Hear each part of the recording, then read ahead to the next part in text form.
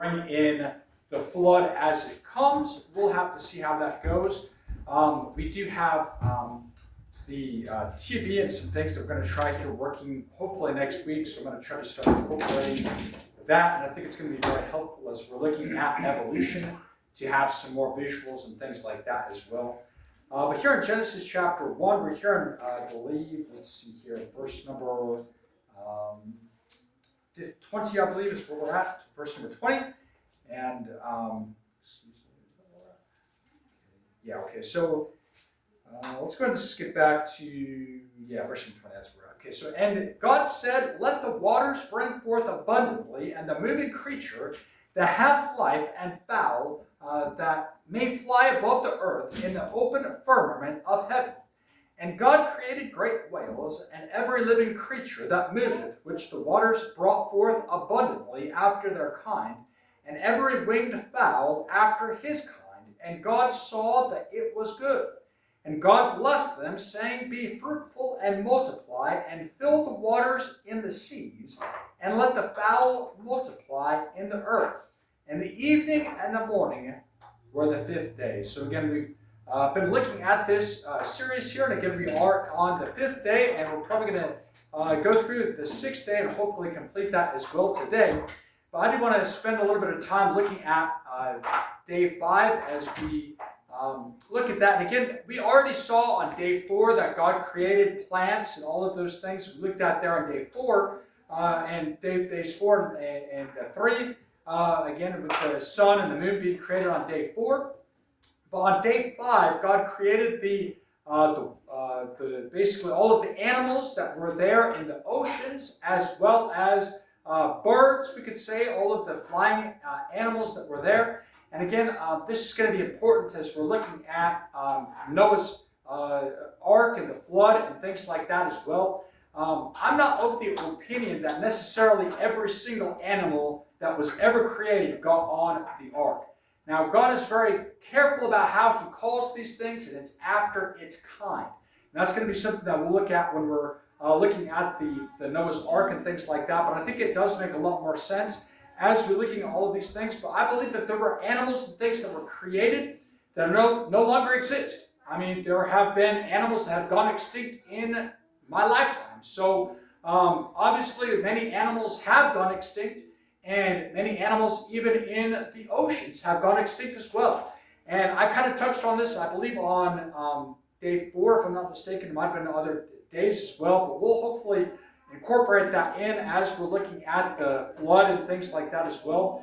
But the earth, the climate has changed drastically over the last millennia, few thousand years, and so forth and so on. So obviously that's going to be a big part in explaining, answering the evolutionists as we evaluate and look at some of those things as well.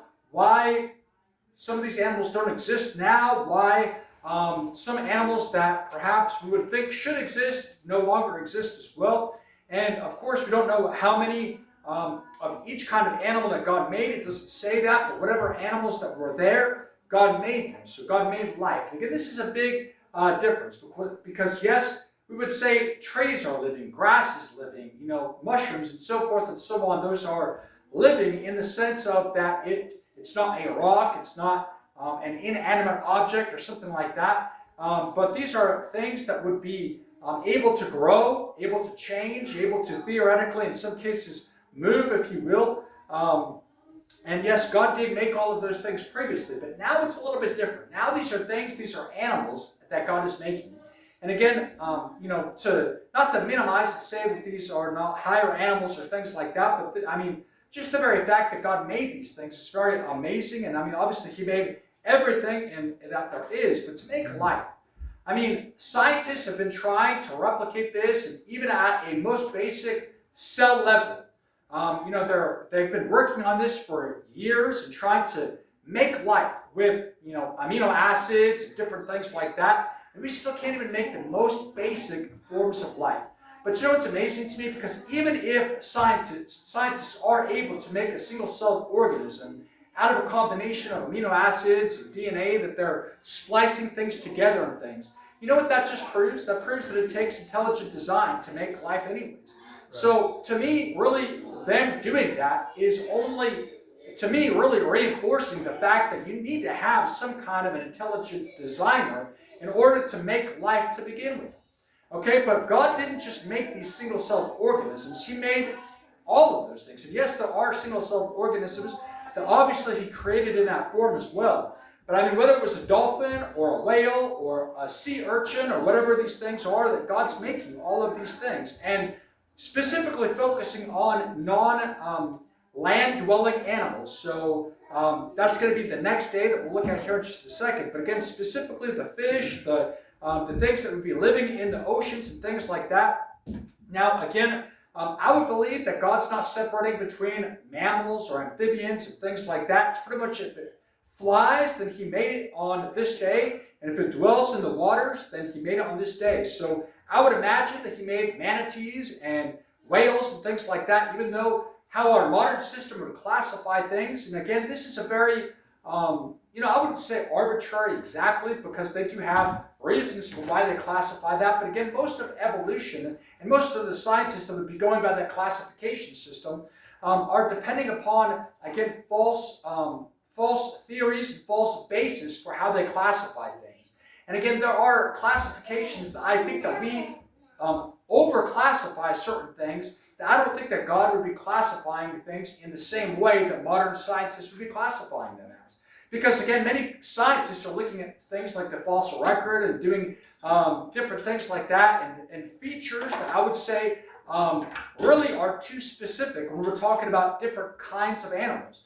And again, that's not maybe so critical in these verses here, but it will be a little bit more important as we're looking at, again, with Noah's flood and so forth with the ark and things like that. But again, at this point, all of these animals, whether they were alive today or whatnot, they were created at this time. Again, yes, there were many of these animals that have gone extinct. That's undeniable. That's something that we do see not only in the fossil record, but like I said, even in recent history, there have been many animals that have gone extinct. There used to be lions that roamed all parts of Africa into Asia and even in parts of Europe and things like that. But those lions, by and large, have gone extinct. It's been said by scientists and things that they suspect in the next 150 years, something like that, if things don't change with the climate and the way that people are managing our resources and things, that the largest land mammal in 150 years could be a cow. I mean, that's pretty sad if that really does turn out to be a true prediction, because that would mean all rhinoceroses, which, by the way, we have lost several different types of rhinos recently in the last 10 or 15 years. Elephants would be extinct. All of these other large land animals would be going extinct, continuing to go extinct. But again, I mean, even large animals that we know have already gone extinct, like woolly mammoth and different things like that, it just seems like there are trends here. And again, we'll look at a little bit why some of those things happen. I'm kind of getting ahead of myself with that as well. But God made all of those things, and specifically says the whales.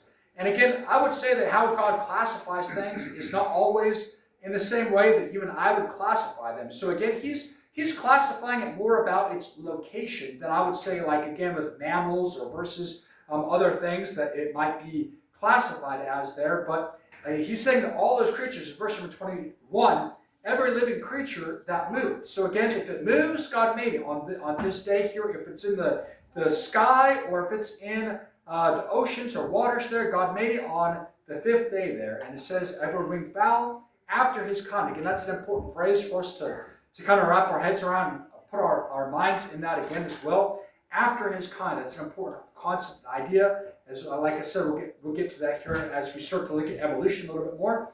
But again, as God has repeated over and over again in verse 21, it says that God saw that it was good. All of these things that God made, it was good. And again, there's no bad thing that God's making here. There's nothing evil. At this point, sin has not entered into the world. So all of these things are good. And in modern life, we have sicknesses. We have things that maybe we would classify as not good. But at this point, none of those things is existing. None of those things is being affected. Again, I haven't really gotten into this quite yet either, but we will look at it in just a minute as well. But I believe that the digestion and the digestive tracts of these animals was different than it is in modern animals, or at least the diets they would be eating were slightly different. But we'll look at that here in just a second as well. But again, I would believe that all of these animals up until this point would be vegetarians, that be eating some kind of plant-based things that are there, whether it's algae or grasses, different things like that. And we'll go into why I would say that in just a minute as well.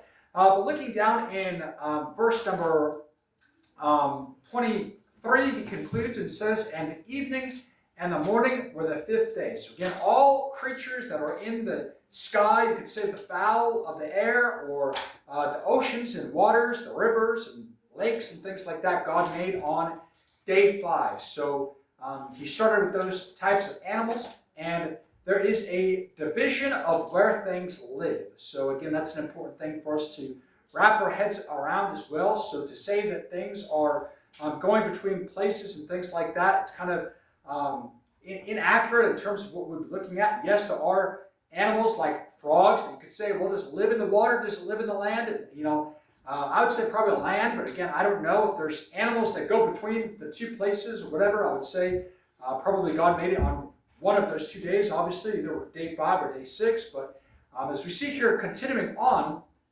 in verse number 24, the Bible says, "And God said, let the earth bring forth the living creature after his kind, cattle and creeping thing and beast of the earth after his kind.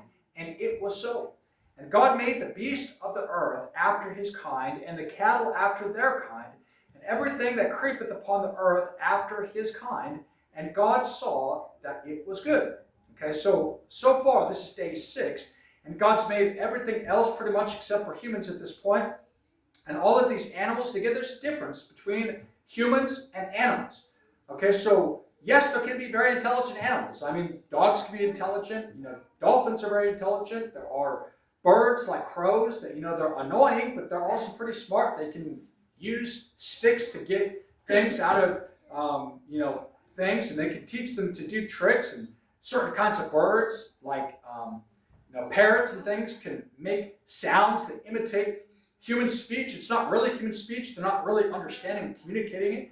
And it's kind of interesting, too, because of all of the primates, there are a handful of them, gorillas, for example, that have been taught sign language and can, to a basic level, communicate certain things. But, they have never one time ever asked a single question. They can answer questions, but they've never asked a question. That's an interesting thing, because even a small child will, one of the first most natural things is why. And we, as parents and grandparents, sometimes get annoyed. Well, why? But that's just such a basic, natural thing. It's a part of learning. And even these animals that we have taught, tricks and different things, and yes, they can maybe answer and respond at a very basic level to sign language or whatever, they still don't, of themselves, come up with those types of questions. So there's a distinction that's there at a mental, certain kind of emotional level that really God made a distinction between us and the animals.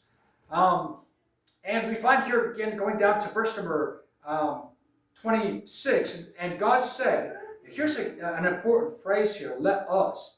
That's an important phrase, we'll come back to it. Let us make man in our image, after our likeness. Let them have dominion over the fish of the sea, and over the fowl of the air, and over the cattle, and over all the earth, and over every creeping thing that creepeth upon the earth. So God created man in his own image. In the image of God created he him, male and female created he them. And God blessed them, and God said unto them, Be fruitful and multiply, and replenish the earth, and subdue it, and have dominion over the fish of the sea, and over the fowl of the air, and over every living thing that moveth upon the earth. And God said, Behold, I have given you every herb-bearing seed, which is upon the face of all the earth, and every tree in the which is the fruit of a tree yielding seed. To you it shall be for meat. So we'll come back to those other verses here in just a second. But just to go back to verse number 26, as I said, a very important phrase there is let us. Now, who is the us that God is talking about? Well, again, as we know there's no other people that have been made so far, but as God is speaking of man, he's referring to himself as the Trinity. So again, as we would believe in God the Father, God the Son, God the Holy Ghost, there's not three gods, but there is one God in three persons, and we find that God is speaking of himself. He's speaking to himself and speaking amongst himself, you could say. Again, that's a hard idea for us to sometimes wrap our minds around. But even from the very beginning, if you go back to verse number 2, it talks about the Holy Spirit there. In places in the New Testament, like Colossians, for example, Jesus is given credit as the creator of all things. So we find that God the Father, God the Son, God the Holy Spirit are all right there in the very beginning. Jesus is not a created being. And contrary to what the Mormons will teach, Lucifer was not his brother. Okay, so, Jesus was the creator of all things. He was not created at any point. He's always been there, and since we looked at this as well, God exists outside of time. In fact, that's the very first thing that he made on the first day was time.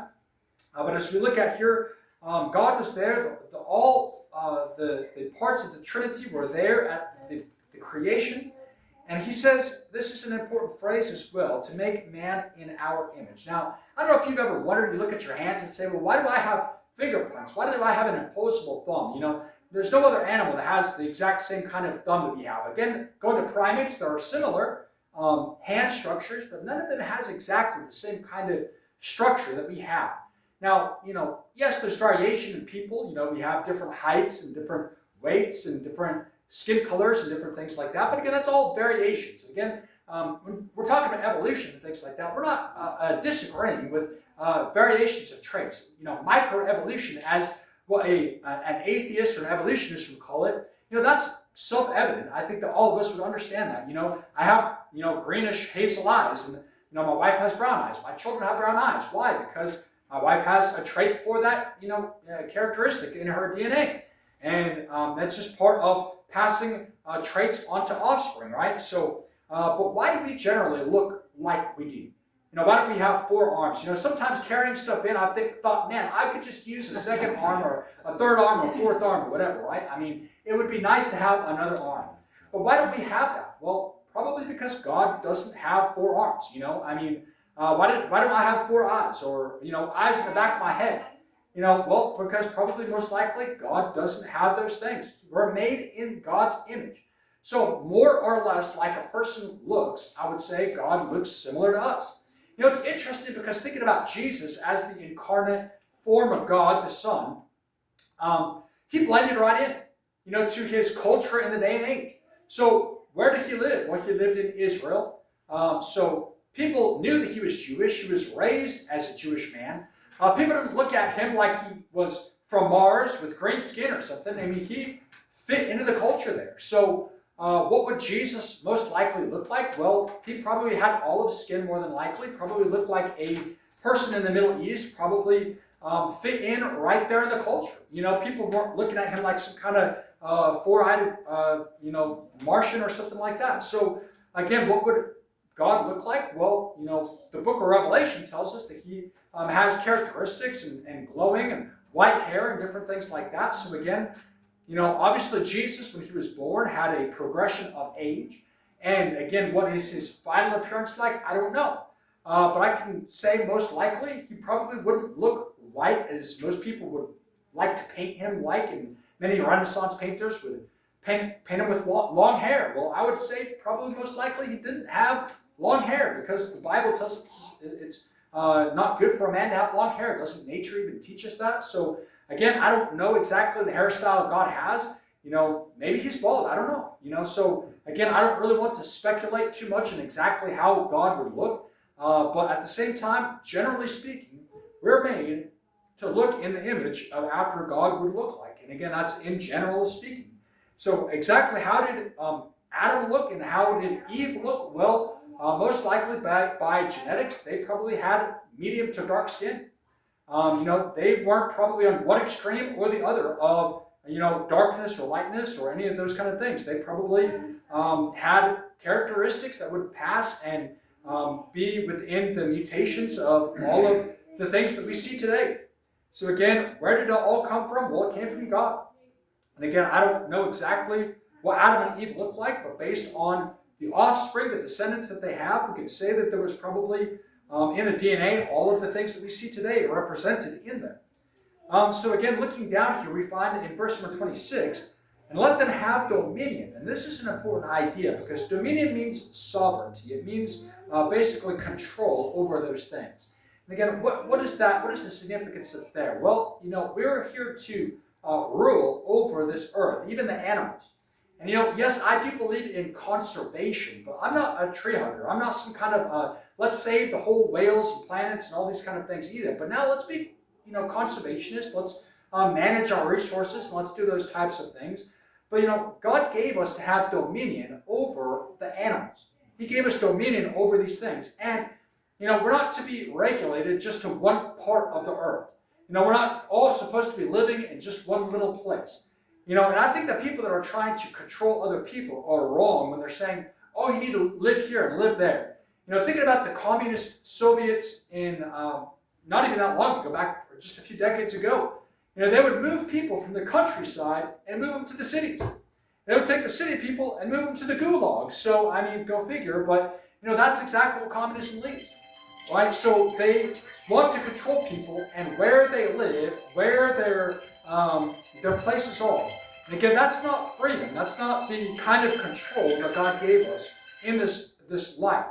Right? So God made man to have dominion over the animals and over those plants and things that are there, but for us to conserve them, to manage them, and it says dominion specifically there.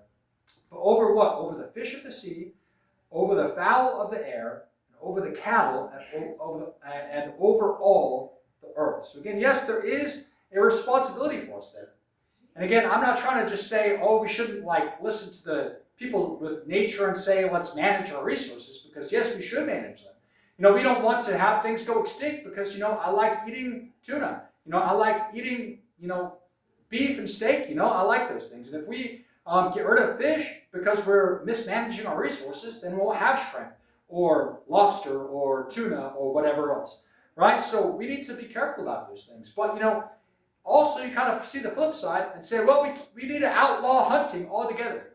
Well, guess what? If you let nature just run its course, those deer or elk or whatever it is will overpopulate and take over a whole area where their environment is, and they'll start to die of hunger because there's not enough food for them, there's not enough things for them, and they're going to end up dying.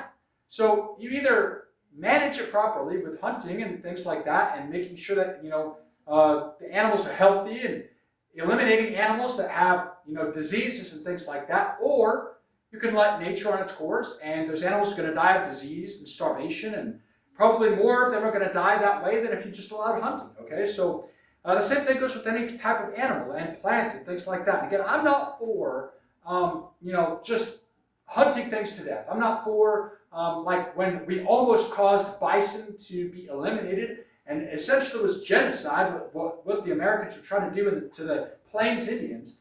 But, at the same time, we need to be managing our resources well and effectively. So it kind of does have a middle ground there with that as well. So, but looking here in verse number 26, and it says, and over all the earth and over every creeping thing that creepeth upon the earth. So again, how exactly should that be managed? And that's a great question. And God doesn't exactly lay that out there. But, now we have established governments and established, organizations. They try to work together to regulate those things. And again, some of those things I would say are honestly God ordained.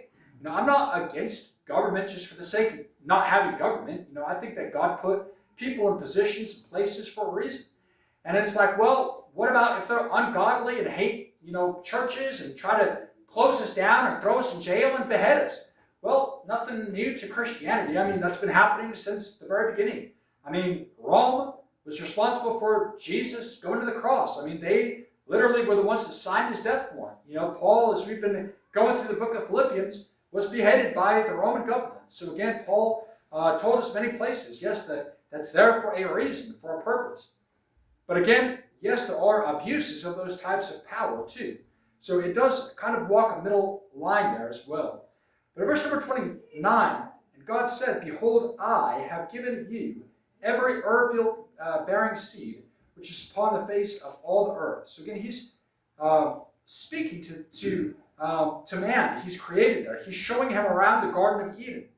He's saying, look at these things I've made for you, this food. This is what you can eat. He's saying like, this peach or this cherry or this nectarine, it's for you, or whatever it is that they were there to have in the garden to eat, is upon the face of the earth. And every tree in the which is the fruit of tree yielding seed, to you it shall be for meat. So walnuts, pecans, or pears, or whatever. And it says in verse number 30, and to every beast of the earth, and to every fowl of the air, and to everything that creepeth upon the earth, wherein there is life, I have given every green herb for meat. And it was so. And again, most people will be like, well, that doesn't make sense, because there's certain animals that only eat other animals. I mean, they're carnivorous. I mean, they literally just eat animals. And again, yes, I do understand that today we're looking at things as very different than they were in the Garden of Eden. And for a lot of people, that might be difficult to understand. But when you understand that a lot of things changed when man fell and was kicked out of the Garden of Eden, that also a lot of changes happened after the flood. And we're going to be looking into that again. Like I keep on skipping ahead a little bit here, but these all really do tie together. So it does kind of make a little bit of sense there. And again, I don't know if the digestive tracts changed or whatnot there with these kind of things, but I think that probably, if push came to shove, a lot of the animals that are even alive today could probably eat, plants and things like that. But again, I understand certain cats, yes, they can eat for a while on, cat food that doesn't have meat in it or whatnot, but they can't forever live without, meat. So again, I don't know exactly how God did that or worked it out. Maybe there's some plants that are extinct today that maybe those animals ate to get those type of nutrients. I don't know. I don't exactly have a clear answer for that. But again, I do think that the diets of everything was different. I don't think that people at this time ate meat. And I say that as a person that eats a lot of meat. So I certainly don't know how I would have liked that too much. But nonetheless, we do see that this was a diet that God gave to people and to animals at that time. And in verse number 31, to conclude this chapter, and God saw everything that he had made, and behold, it was very good. And the evening and the morning were the sixth day. So again, this concludes the account of creation. Now, again, I've seen atheists, people that are trying to mock the Bible and stuff, will call Genesis chapter 2 a second account of creation. That is inaccurate. Genesis chapter 2 simply goes into more detail of what happened in Genesis chapter 1. So it is not a second creation account. There's nothing that contradicts between Genesis chapter 1 and Genesis chapter 2. But again, it just goes into a lot more detail of what happened during that time. But again, that pretty much wraps up the creation there. We see that God created everything in the universe. We looked at that God created the plants, God created the animals, God created man. All of the stars, the sun, the moon, everything that was there. And of course, that kind of gives us a basis of where we're going to be looking at going into evolution. And like I said, most likely probably next week, we probably will have to get into some of Noah's Ark. And like I touched on a little bit about the fall of man, because that does significantly change a lot of the things about what happened between the Genesis account of creation and what we experience and see today. But we'll just kind of have to see how it goes. I'm hoping to have some slides to make things a little bit more visually appealing and understandable, because I think that will help as we're looking at evolution and some of the things with that as well. But that really basically concludes the study through the story of creation as God made it. And again, as we looked at there, some of those things that we see there may not be fully applicable in today's world. And even if you talk to an evolutionist, I mean, they'll even say the things that, some of these animals require are not capable of existing today. It's just not possible. The environment that we live in today is not compatible for many of those animals even to live. So questions about how those things came to be, we'll try to look into some of that and hopefully have some answers for you as well. And if you specifically have questions about evolution or creation, please feel free to write those down and bring them. We're going to be kind of having more of, I would say, a seminar kind of feel rather than like a traditional preaching sort of message in the next few weeks or months probably as we look at creation. And hopefully this has been helpful and beneficial to you as we looked at the creation account. And we'll go to God in prayer here at this time.